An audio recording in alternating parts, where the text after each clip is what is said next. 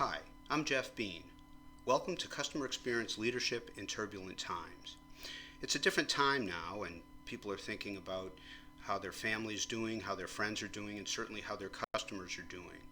And most of the leaders, you and I, we want to assure our friends, family, and customers with words and actions at this time. And it's really important to be genuine, particularly in times of such turbulence as we're going through now. So I think the best thing to do is start thinking about how you can give guidance, and probably one of the most important things to do is give context, especially during a tremendous time of change, and that's what we're going through right now. The changes could occur hourly, they could occur daily, and what this means is we're obviously in a very fluid situation, but this also means that the communications need to be more frequent. More frequent the changing situation, the more frequent the communication. And with each communication, the new context has to be shared with customers. And that's really right now one of the best things you can do is let people know what has changed, where are we now, where do you think it's going to go, what does it mean for them right now. So that's very important.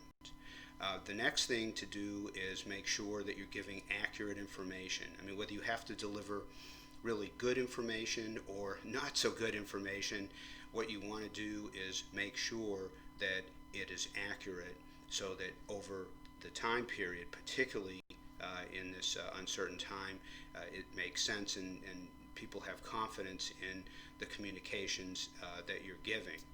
In turbulent times like this, really think about how do you want to be remembered when people look back on a time like this and think about what you said, what you did. Again, the words and actions that impacted them during a time of difficulty and high uncertainty. I kind of think about the challenge really as,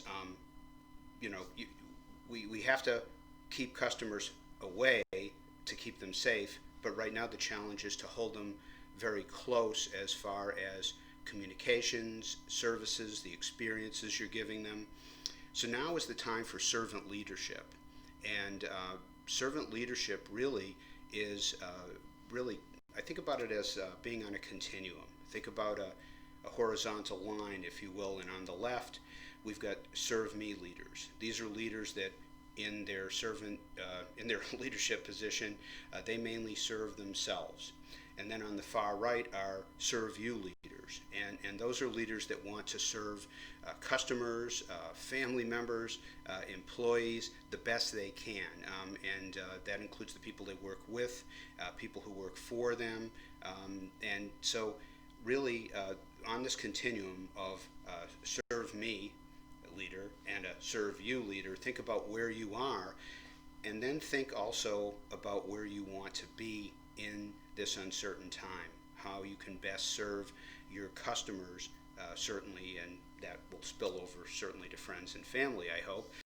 But anyway, it's a kind of style, servant leader, and during a time of uncertainty right now, your customers could really benefit from you being a servant leader, both directly and indirectly, on the internet and off the internet.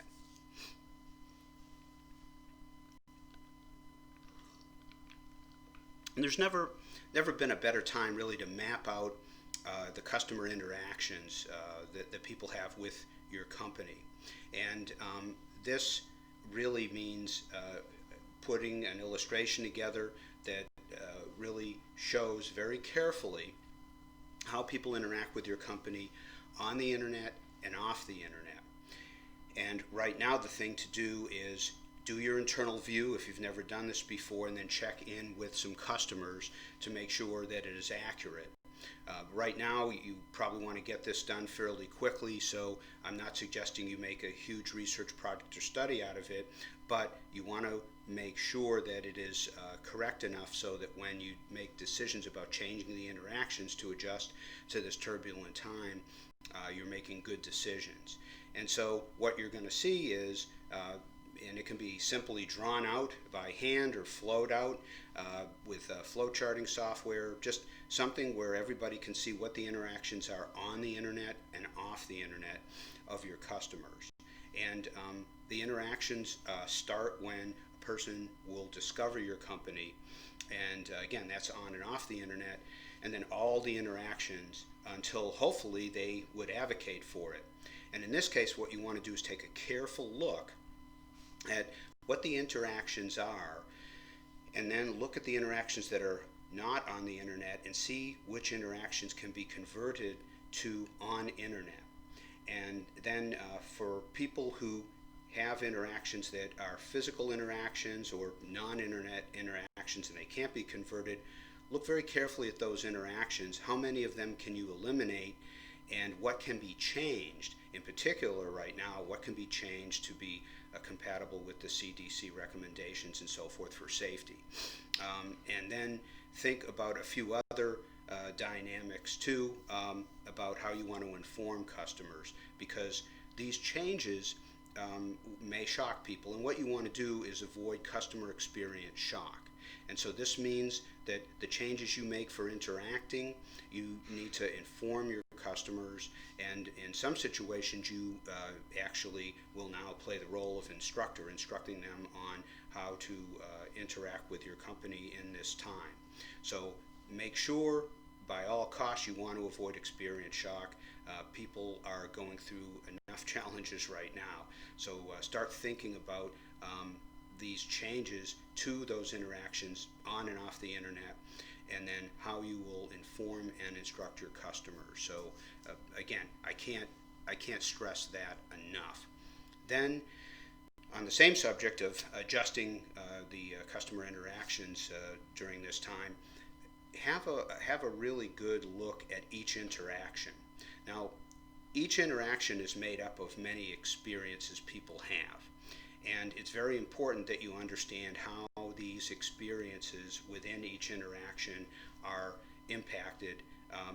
Certainly, if you're making a new interaction to adjust to the times, you want to look at this. So I call it the CX4, the Customer Experience 4.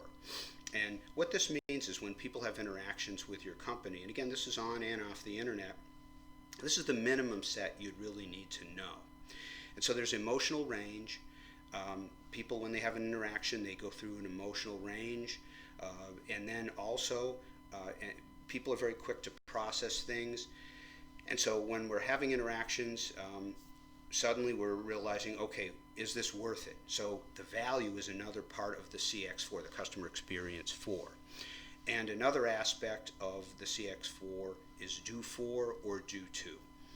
People are very quick to evaluate, what is this interaction doing for me? What is this interaction doing to me? And I've seen hundreds of projects regarding the improvement and innovation of customer experiences, and I can tell you with full confidence that with do for and do to, there is no middles. Customers generally will say that an interaction is doing something for them or doing something to them. And the last one of the CX4 is time. How is the company using a customer's time?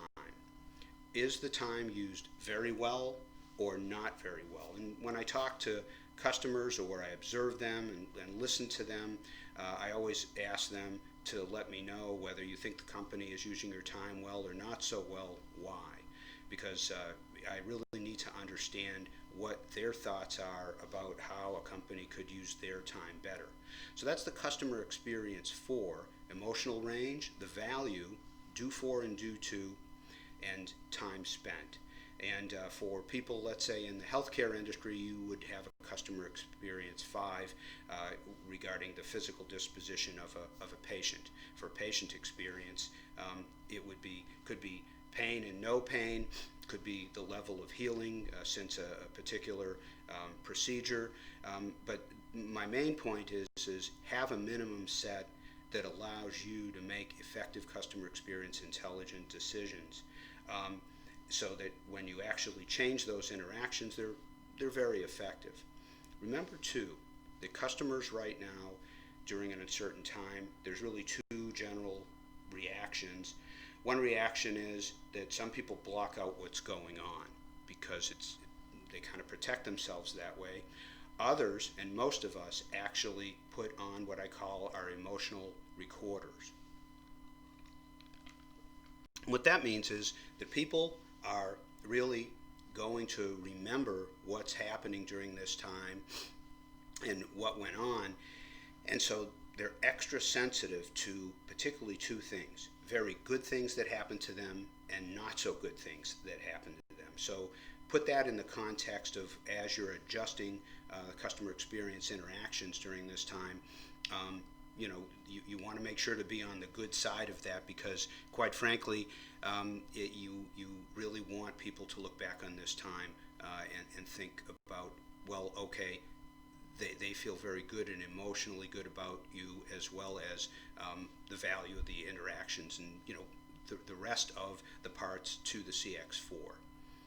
Now let's think about the internet.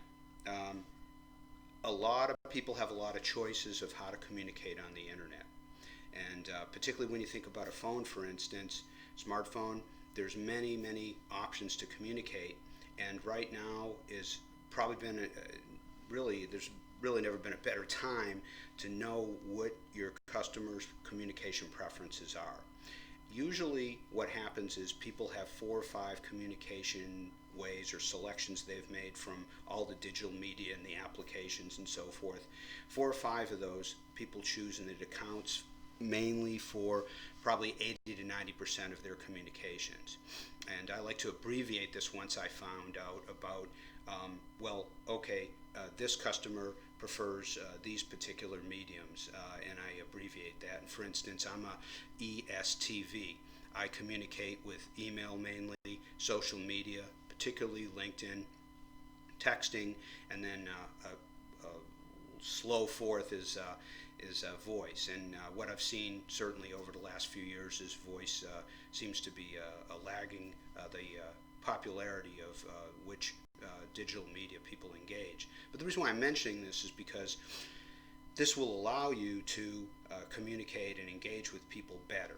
The other thing is that if typical, let's say, customers or people that are a lot alike, like in a persona, this will really allow you to streamline your communications quicker and so forth.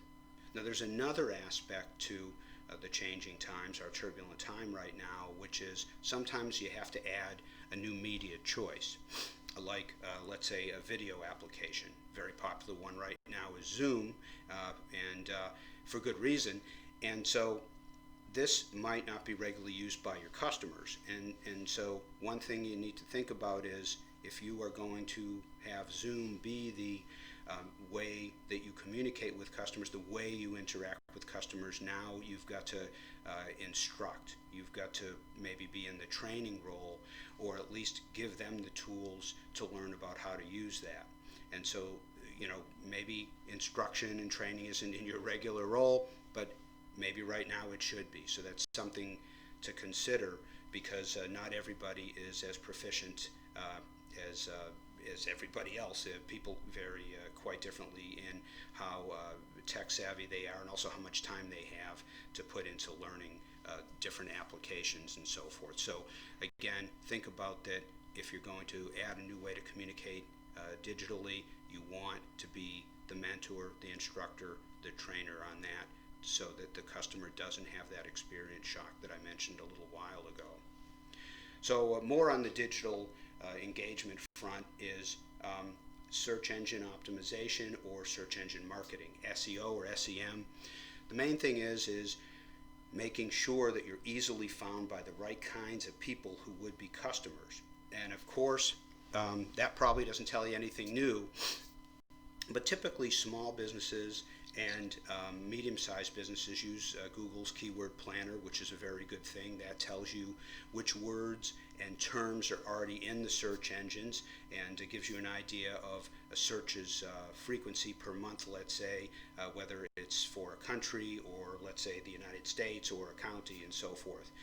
Then the other option that small and medium-sized businesses frequently use is an SEO plugin. Many of the SEO plugins are really good, but there is a way you can actually bring this to a higher level of performance, particularly during a time of uncertainty, and that is to find out from existing customers and people who you would want as future customers what are they putting in that search box to find companies like yours? And you can do this either by asking them or watching them do a search. There's other methods for doing this because quite frequently what they may be putting in isn't already what shows up in the Google Keyword Planner, and also the plugins themselves, while many of them are very good, they don't know your business and your customers the way you do. So I'm saying definitely use the Google Keyword Planner, but also continue to use the plugins. But sometimes you have to override the plugin and really kind of season it and optimize what the plugin is doing with what you learn from customers and what they're putting in the box. And also sometimes there are certain words or whole phrases considered to be keywords that are fairly new. And again, with the changes, you want to make sure that you are accessing people who are making those changes first, and then using that to kind of tune up what Google Keyword Search Planner is telling you what the plugin concludes, and think about kind of a triangulation between the Google Keyword Planner, an SEO plugin, and what you've learned from customers or would-be customers about what they're putting in that box right now to look for products, services, and people like yours, people that you're wanting to engage with them. So next is a concept that I just think about. I call it ungouging because we see so many people getting gouged right now, and it's very unfortunate. And I think customer experience leaders need to think about, well, what kind of list of products and services would come under my ungouging list? I really want to help people inside my business model, outside my business model. Maybe my business model needs to change. For instance, Twin City Die Castings in Minneapolis, they normally make many kinds of castings, metal parts and stuff. They're dedicating most of their production right now to small pistons that go into ventilators. Wichita Brewery, along with many other breweries across the country, is either adding to their distillation, the making of hand sanitizer, and other products that are medically needed right now. So those are kind of direct conversions. And then think about relieving your customers. How can you relieve them? And this would be inside your business model, temporarily lower price, different terms of contracts. It may be that you might have to devise some new technology that is more efficient. So think about that inside your business model. But the other thing to think about is outside of your normal business model is, what are people doing right now? What kinds of conditions are they in, whether it's for their home or their business, and what can you do for them there? And I'll mention one of the things that's in demand, pretty high demand right now, in just a minute. And again, be simple with your communications as far as the laying it out, the timing of it, the frequency. Be genuine, and don't forget to ask people, how are they doing? Not how are they doing as far as just buying from you. It's how are they doing overall, because it's very important to understand their overall situation. Right now we have people in situations that we've never seen before, as far as it rolls, working at home, children are at home, we have a lot of people who can't work, and so what you want to do from customers is really find out, okay, what is their situation, and then start thinking about how you could help.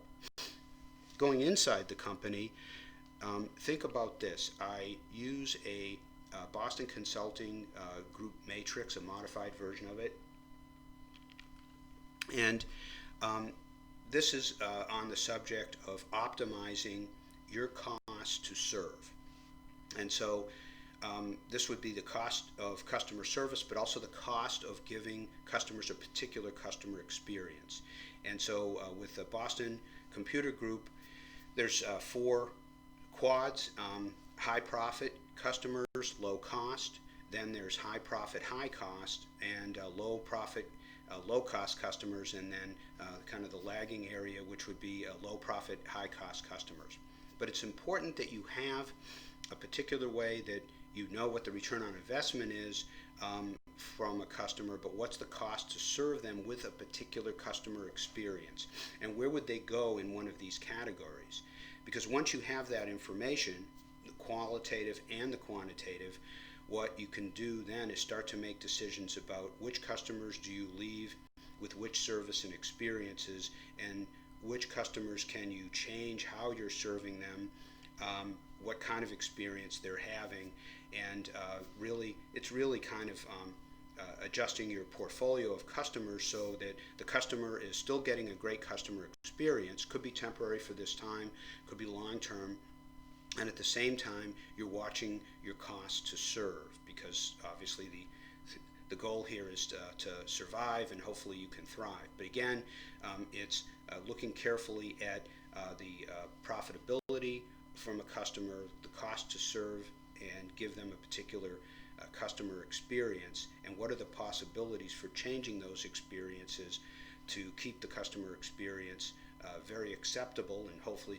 delightful for the customer, but at the same time you're protecting the company and really making an adjustment that hopefully can be changed later on. So it's just, again, it could be temporary, or it could be something that you keep for longer term beyond this particular emergency time period.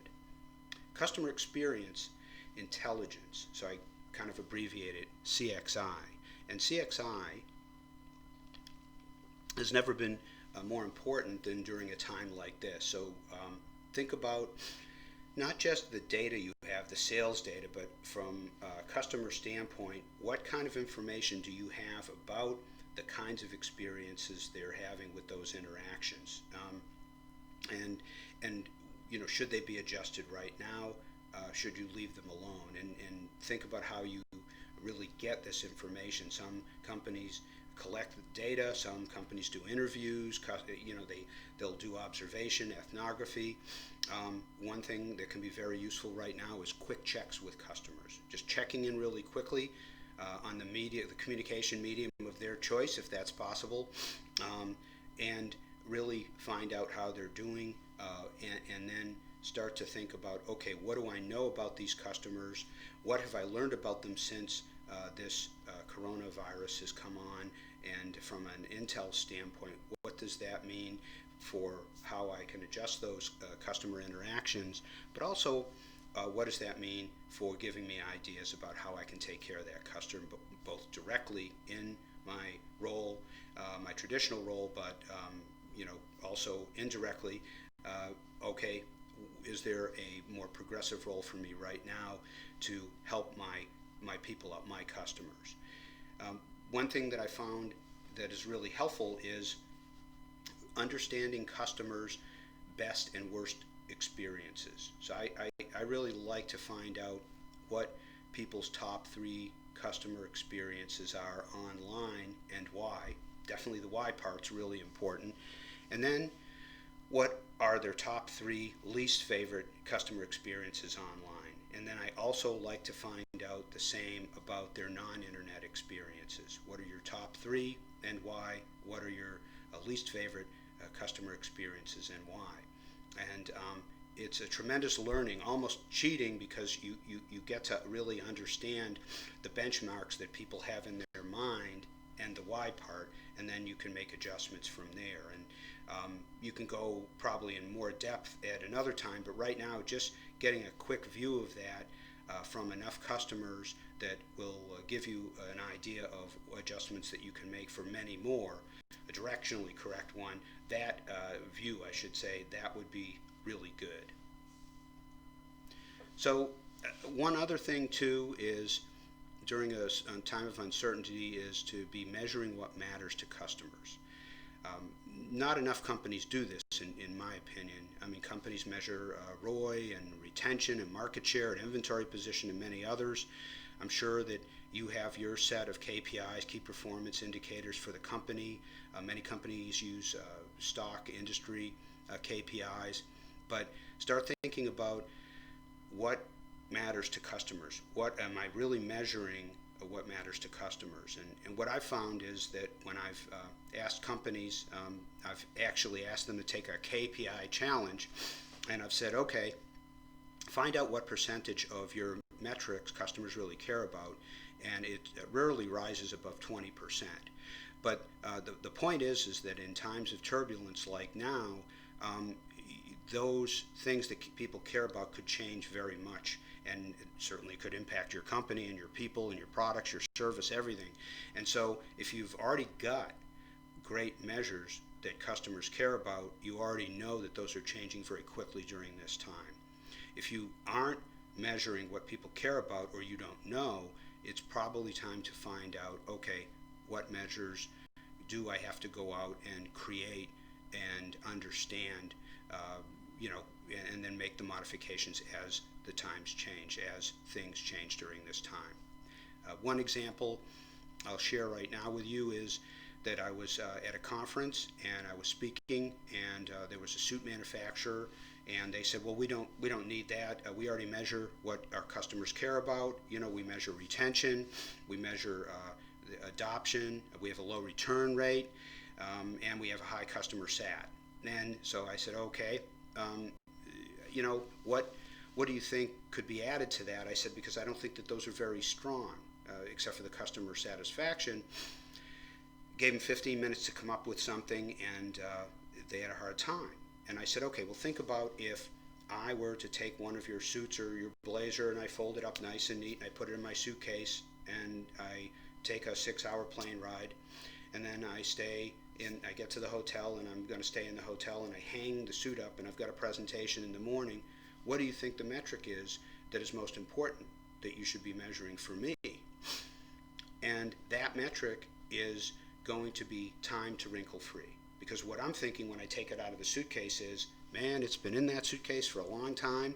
I'm going to hang it up, and I hope that it is wrinkle free so that I look presentable. You certainly don't want to look like you were in a kind of a paper crunched up suit. And so we proceeded to have a really good discussion after that, because I think they got the idea from a customer viewpoint what would be measures that customers would care about. So again, think about that. Maybe you're already doing it, and again, if you are, you already know then that could change very quickly during the kind of time we're going through. Then examine your do-fors.